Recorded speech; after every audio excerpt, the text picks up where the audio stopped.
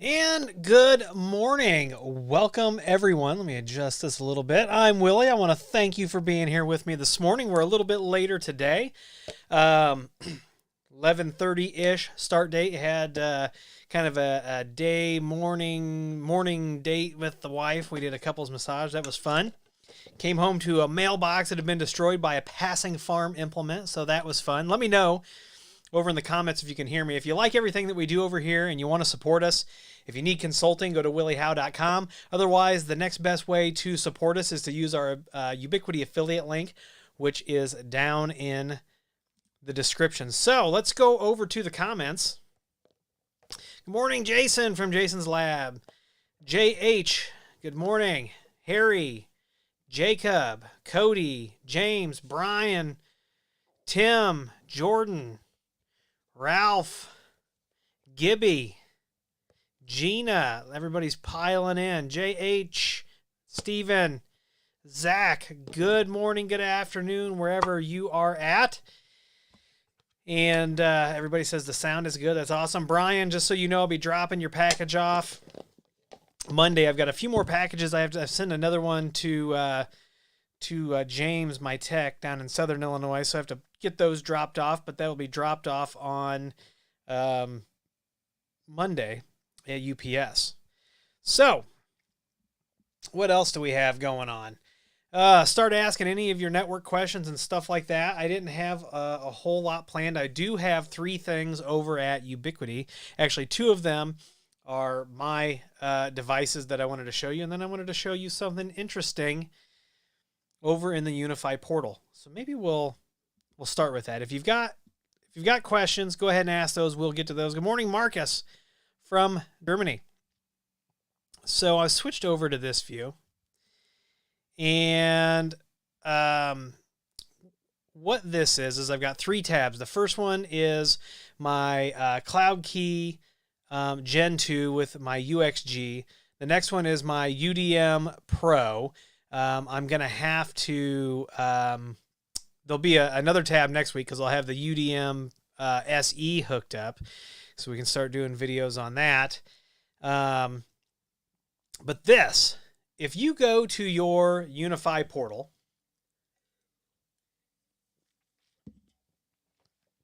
and you go to the display options and you drop this down over here, under Unify OS console, you see this cloud option. So Ubiquity is now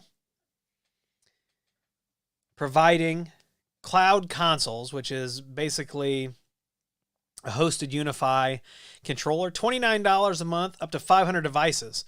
So what we don't know, and I'm going to do a full video on this because I've got to generate a credit card number for this. And I don't know if it's multi-site capable within those 500 devices. There's a few things that I don't know. So I am, like I said, I'm going to take the splash. I'm going to get a subscription, and we're going to see what it's all about. So, and you get to do a custom name. Yes, Cody, it is out of EA. According to the community page of Ubiquity, I believe this is out of EA. This is now general availability, from what I understand. And maybe I misread that. So, Cody, hop over there real quick and let me know if I read that incorrectly. So, maybe it is still EA. Oops. All right, so we'll close that tab in case it's still EA. All right, so here's the UDM Pro. But here is the, this is the UXG, and I am absolutely loving this device. The new interface, here's what I'm going to tell you. Here's what I'm telling you. If you haven't started using the new interface yet, you need to do it, and you need to start learning it, because that old interface is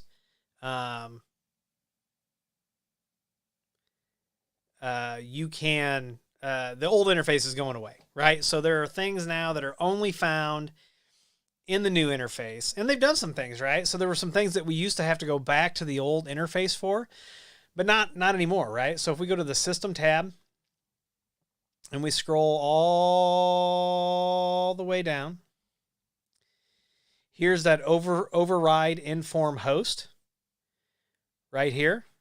So that option is now moved, to the new UI. A lot of this stuff that was missing is now here. So start messing around with the new UI, because it's not going to be much longer, I don't think, and that old UI is going to be kind of depreciated. It is already depreciated, because some of the stuff that you want to do is only available in here, and you need to learn the vernacular, right? So I hear a lot of people saying who, I hear a lot of people saying that the UDM and the UXG can't do this and it can't do that. What that really means in a lot of the cases, from what I've heard, is that they don't understand the vernacular that Ubiquity is using, because Ubiquity has changed the vernacular in the new UI for these things, right? So, get to know the language. So I'm actually going to be offering, we're going to try something new. I'm spinning up forums, and we're going to have a subscriber or members only section, and we're going to do a lot of mini courses and dig in on a lot of this stuff. But you need to learn the new vernacular, because it is definitely different. But a lot of the things that people don't think work, and I keep seeing people say these same things don't work, they do work. They are absolutely just called something different than they're used to, and they don't want to take the time to learn it and figure it out. But we are, we're going to continue to use UDMs, UXGs, USGs, as long as we can get them, edge routers. We are not abandoning Ubiquity. Now, we all know that Grandstream has switches coming at the end of the year. So that means that I'm going to have 2 vendors that have full stack, and there's pros and cons to each of those. And those are going to be, 2 of our big solutions. TP-Link sent me a replacement switch. I'm going to torture it. What I mean is I'm going to unplug it twice and see if it dies like the other one did.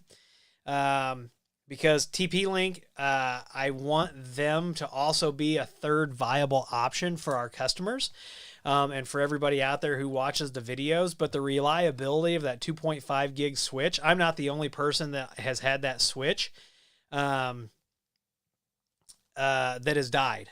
And it's that 2.5 gig switch. I've also seen some other people recommending that switch, and I can promise you they've never run it in production, or probably even in a lab, without testing it. Why would you recommend something that you haven't run yourself, right?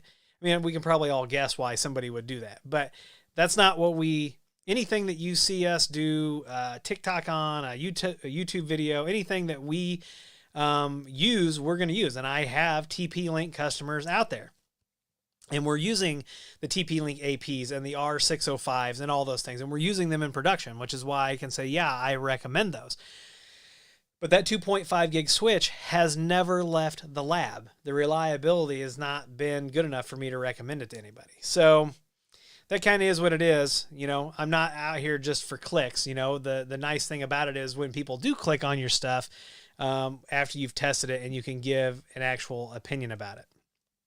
So let's go over. So Jason's Lab says, what about the QNAP 2.5 gig switches? So it's funny that you say that. So they've got an unmanaged 2.5 gig switch, which I had on my desk for 6 months running, and it worked very well.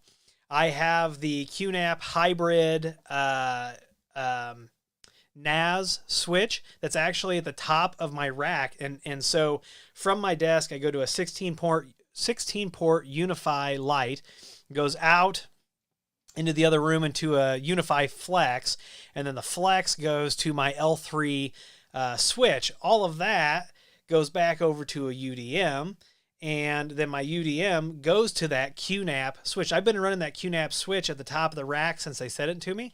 There were some things that I needed rectified in the firmware, which I believe they have fixed. But if anybody said, hey, would you have a problem deploying this QNAP switch NAS hybrid, where I would have to caution them is that the QNAP firmware and security I don't understand why they lag so far behind, and I've had a conversation with my media person over there, and I'm like, look, I'd love to start like rolling out the videos on this stuff, but every time I go to release a video, QNAP has a very public security problem. I cannot recommend the products until you guys get a handle on security. So while I have the devices, and even tomorrow, I'm going to trade somebody. They've got a 2U QNAP with like 32 gigs of RAM and an Intel Xeon processor, and it's full of hard drives, and I'm trading them for some other things that I've got. But I'm not going to run QNAP on it. I'm probably going to install Debian or TrueNAS or FreeNAS or whatever they're calling it these days, right? So, yeah. So really, QNAP when it comes to NASs is, or not QNAP, but Synology is kind of like really where it's at. And Synology has had some manufacturing, and not manufacturing issues, they've had some packaging issues. So there's some people that are out there and that have put out a date, some other people that have early access to the Synology router like I have. And they keep saying, you know, you can go out and you can see this date where it's supposed to be. Well, this date has been pushed twice. And so I don't know why these people who have early access and are not supposed to be putting a date out there are doing that. I don't know. It's the world we live in. I don't even try to explain other people's actions. All I'm going to tell you, Synology has given me a tentative date, and I'm not going to tell you the tentative date, and we'll see. It's supposed to be in May sometime, but it could get pushed again. All right, so over to the comments.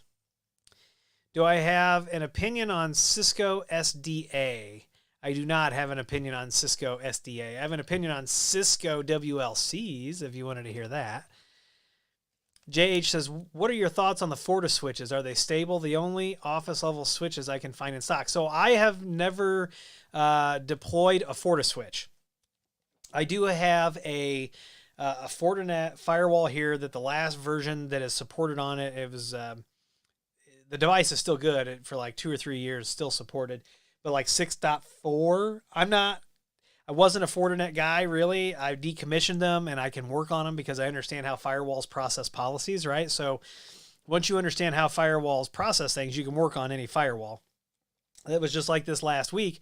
I've worked on Extreme switches, but I've never worked on the Avaya switches before the Extreme acquisition.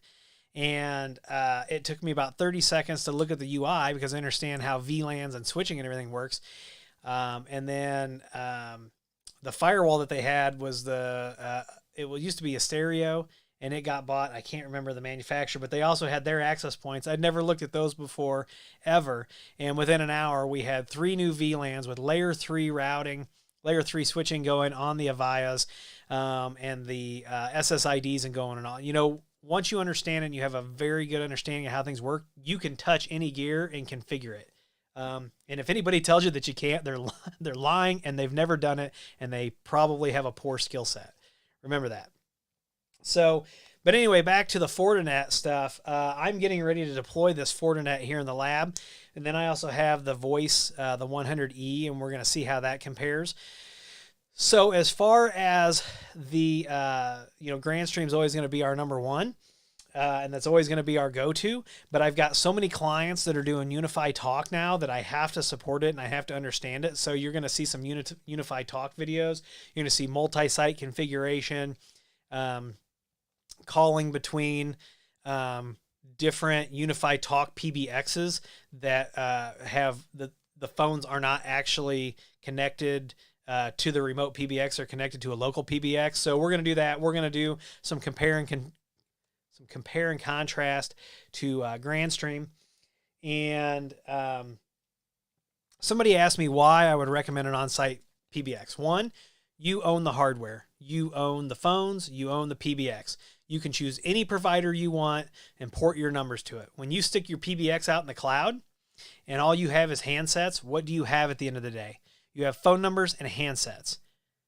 Okay, so if a provider goes out of business or something happens, you know, you don't have a physical PBX. Now, the same could be said about your phone numbers.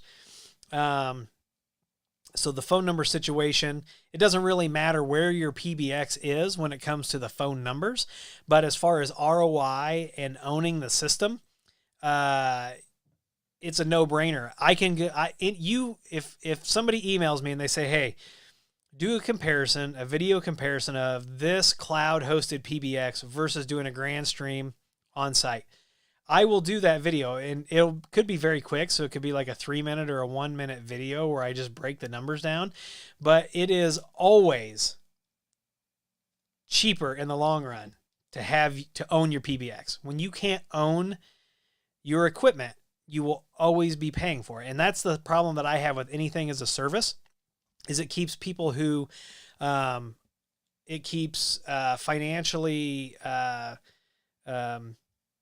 people who may not be financially sound, it keeps them in an unsound state. All right, back over to the comments. Do you use VLAN 1 for your management stuff, or do you put everything on a separate management VLAN? That depends on the deployment. It depends on the requirements, and it depends on the size and scope. If we're doing voice, we always use a voice VLAN, but we don't always use a separate management VLAN.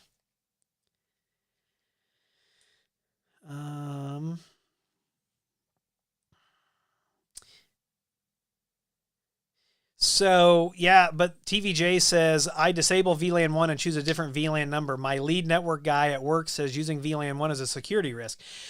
Explain to me the difference in that security risk and then having a PVID set on a switch port at all, right? So if you set a PVID and an untagged VLAN on a switch port, you're creating the same security risk with a different VLAN number. So unless your equipment you're plugging in is selecting the VLAN tag to be on, you're creating the exact same. It's a very circular, very circular argument. So it just depends. Yeah, the WLCs, I got away from them.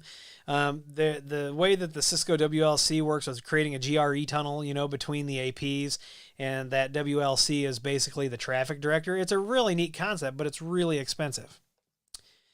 Jason says, Forta switches are very reliable and very good, but they are pricey. Yeah, there's a reason that Fortinet is a publicly traded company that's worth a lot of money, because they charge those licensing fees. Brian says, OpenSense Firewall was a bear to get used to at first. Yeah, but after you use it, it is awesome. All right, have I looked at the Aruba Instant On stuff? Yes, I have several Aruba Instant On APs. If you go back through my channel, Jason, you will see a video on the switch and a video on an AP. So I have them here running in the lab, and we have recommended the Aruba Instant On switches, and we really started, we had people who wanted that cloud management portal. In the beginning, I couldn't recommend it because you didn't get all the options. Now you get enough options in that portal to make the switches really work the way you want. So, David Grishko says, one thing I like about Fortinet is that the firewall is the controller for switches and APs. You configure everything from the firewall interface. Yeah, and that's how this other, why can I not remember the name of this? They bought Astero. And I cannot remember what that was, but that's how it was the other night. But they didn't have the switches. They had the APs. Ralph says, I have an order with HPE from February 25th for some 2930Fs. Still no firm ATA. I have an HP switch right over here, and it's a fantastic piece of kit. The problem is I can't find the rack ears for it, so I can't put it in the rack, so it sits on this shelf next to me. Let's see. TVJ says, we dumped our on-site PBX and switched to Ring Central at work because of COVID and remote work.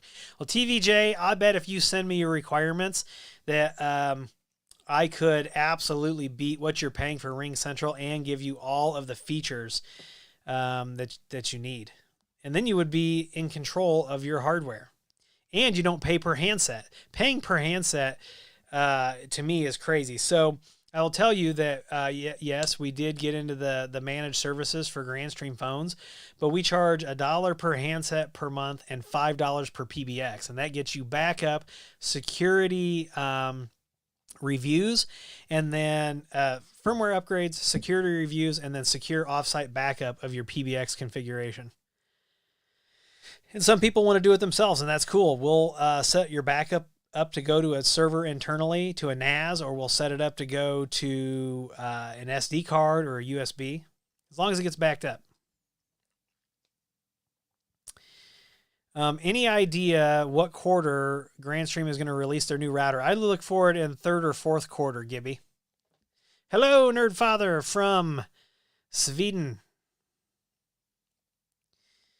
JH says, the real security risk is having LLDP and CDP enabled on access ports. You know, that's the only reason that the NetTool is allowed to work the way that it does, is because people leave LLDP and CDP and SNMP turned on. And I've been in places, and I've showed NetTool, introduced NetTool to Fortune 500 companies, to network teams at Fortune 500 companies. They end up ordering them. But they tell me how secure their network is. First thing, I go to a printer. There's no username and password for the printers. And then second of all, I can plug into every switch port, and start pulling information, about the network. So let's see. Marcus says, have you ever used devices from Lancome? I have not. They're a German company, but I have not. Sophos. Omar is, you are correct. Sophos is that firewall that I worked on the other night, and I was able, now I didn't have to set up the VLANs on that because I really like the way that this network was set up, right? So the firewall was at the top, and then there was just a default route between the layer 3 switch and the firewall. So what I did have to do on the firewall was I had to add the new networks, new LAN networks to a group so that they could get NAT, because if you don't NAT them, then they don't get out to the internet. But there was just a default route between those two things, between the Sophos and the first Avaya switch, and then the Avaya switch handled everything else, and we were able to set up the APs, and it was pretty easy, I thought. Now we got to do some firewall rules to block traffic. We did some to block the guest Wi-Fi from getting anywhere, and that worked. Now we got to set up a few more firewall rules. Good morning, Scott. Ralph says, hit me with the switch model. I've had some dead units, and I keep those ears like gold. Let me see. HPE. It's Office Connect, Ralph. It's an Office Connect 1820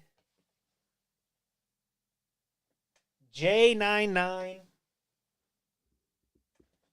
83A. That's what I got. Jason, I can't wait to see what Aruba sent you. I've got their Wi-Fi 6 AP, got a switch. Who knows what they sent you? I know they sent Cody the switches that can do the oh man, words are escaping me at the second. Where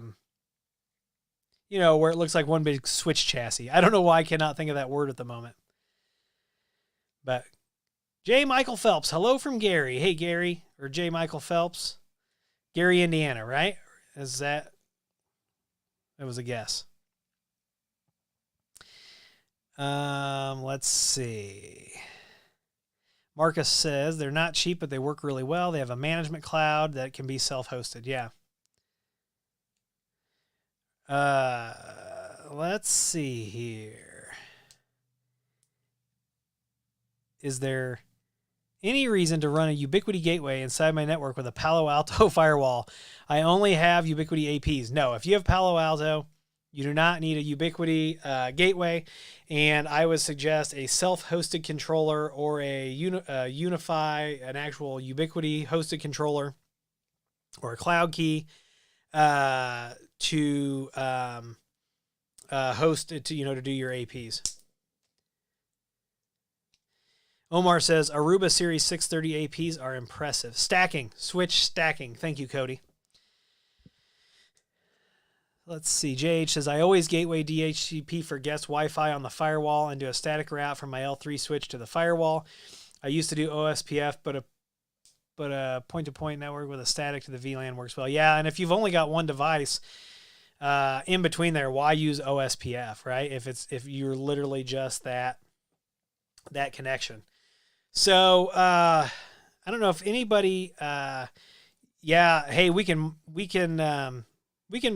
talk about getting you off. Hostify is getting expensive, so we could talk about. I do have an affiliate link down below, but if you're looking at other options, let me know, Ralph, and we can. Good morning, Ryan. We can talk about, if you don't want to stay on Hostify, we can talk about what your options are. So, all right. Any other questions, especially about this UXG? I am digging the UXG, and we are taking what is today. So in 2 weeks from tomorrow, we are taking USG 4 that uses a JSON file to do some things. We are taking the USG 4 out of service and replacing it with a UXG. So we are going to start probably replacing a lot of USGs with UXGs. So JH says, the last 4 clients I've been pulling stuff off the cloud. Yeah. And I think that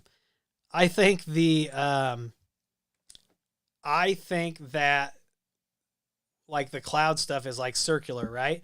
Because it's expensive. Well, there's 2 things.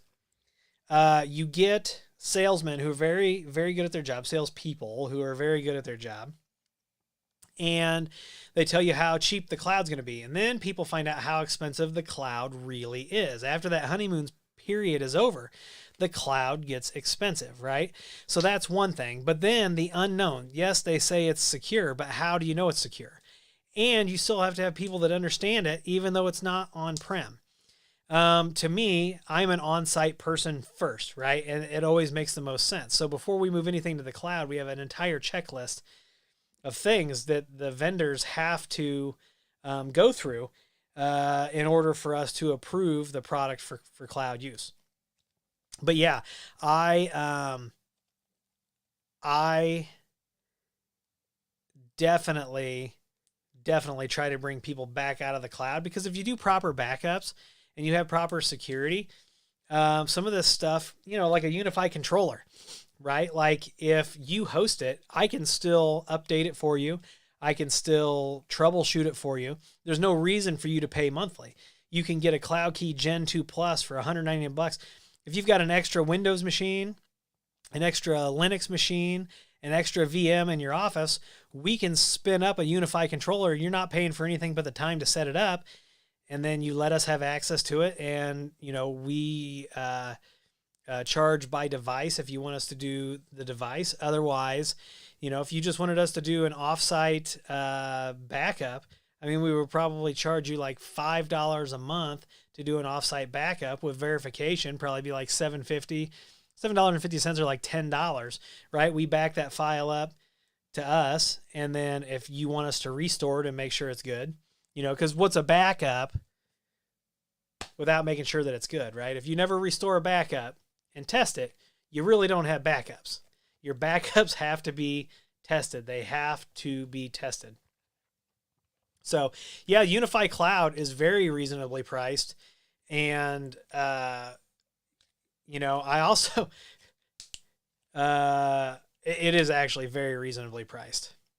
Oh, and that was the other thing too. I'm going to hop back over real quick over to, let me zoom in so y'all can see this, because I don't know if you can actually see this.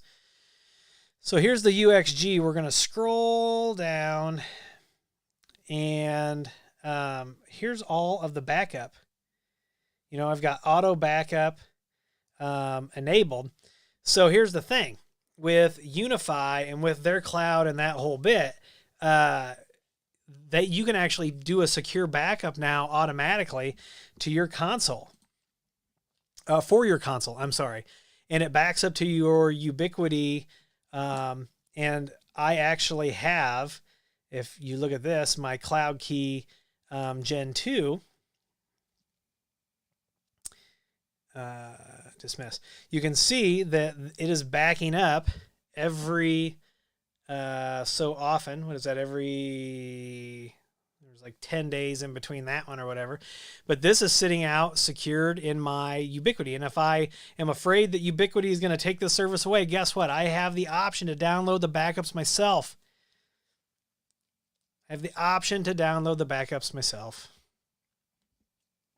So, hey, Tony with Quick Tech. Looking forward to your guys' live stream with TVJ and Joe. So, no, Sean, I haven't done any updated videos yet. If you want to see an updated video, go over to Cody's channel, Mac Telecom Networks. He did a video recently on Aruba. And I don't know, I think Jason has some Aruba videos too. Maybe check those out. I can't remember if there's Aruba videos over there or not. Gibby says, any problems backing up a Ubiquity controller 5.13?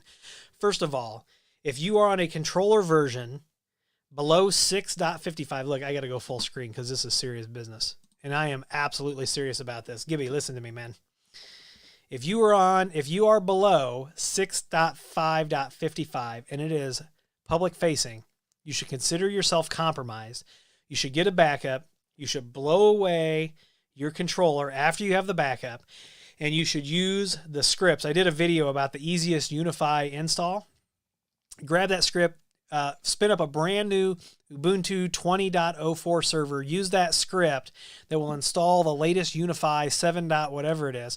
You're also going to have to get used to the way that the AP groups are changed, which is actually, I really like the way that they've done that. But if this goes for anybody listening, if you are on a controller below 6.5.55 and it is public facing, consider yourself compromised because of the log4j, whatever that is. And you need to take a backup and blow your controller out. Every single Unify controller that I have touched, about 3 dozen now, that was below 6.5.55, they have all been compromised because of that. So you need to take that seriously. Good morning, G. Garp.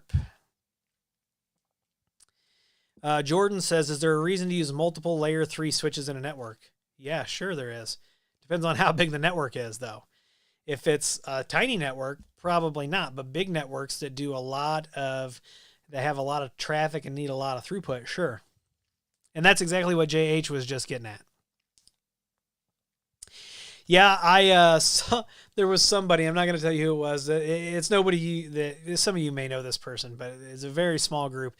And this person said that every time he tried to do OSPF on HP switches or other big iron, that it was a disaster. And I said, really? Because we help very large international companies do OSPF specifically on HP switches, and it works great. And then he kind of backpedaled a little bit, but it was kind of funny. But yeah, JH is exactly right. Zoned OSPF for the win. Do you use Ubiquity's Uisp? I have 280 devices. Yeah, absolutely. And I actually do use it every day. I did see that somebody that was using it was having some sort of a billing problem. Here's the thing, right? Nature versus nurture. Is it actually a problem with Uisp, or is it a problem with the way that the operator set the software up? I don't know. I haven't seen it. I can't tell you that. So, Willie Howe, still working on your CWNA. You bet. I will have that by Thanksgiving. I should have my CISSP by the end of May, early June. So that's coming soon. Brian says we have over 2,000 layer 3 switches. I think that's what that means. Ryan likes the new plaque behind me. Yeah, that's my guy down in Texas made that for me. So that'll be probably the logo for Bits and Bourbon, right? Well, I want to thank everybody for, does Uisp have an API? Yes, they do. They do have an API, JH. You should check it out. But I want to thank everybody for being here today. Like I said, if you need that IT consulting or you just want to reach out about something, you can go to williehowe.com, click hire us, fill out the contact form, and I do respond to each and every one of those, or somebody does. Sometimes it takes a while because there are times we just can't answer, and you all know that too. And so, but fill that out. Somebody will get back with you as soon as possible. If you want to support the channel, down below, Ubiquity affiliate link is a really good link when you need your stuff. There's Amazon affiliate links, all that good stuff. All of our affiliate links are very clearly marked, and but don't feel like you have to do that. It's something, if you want to support us, go for it. I want to thank you all for being here. I hope you have a great weekend, and we'll see you soon in a new video.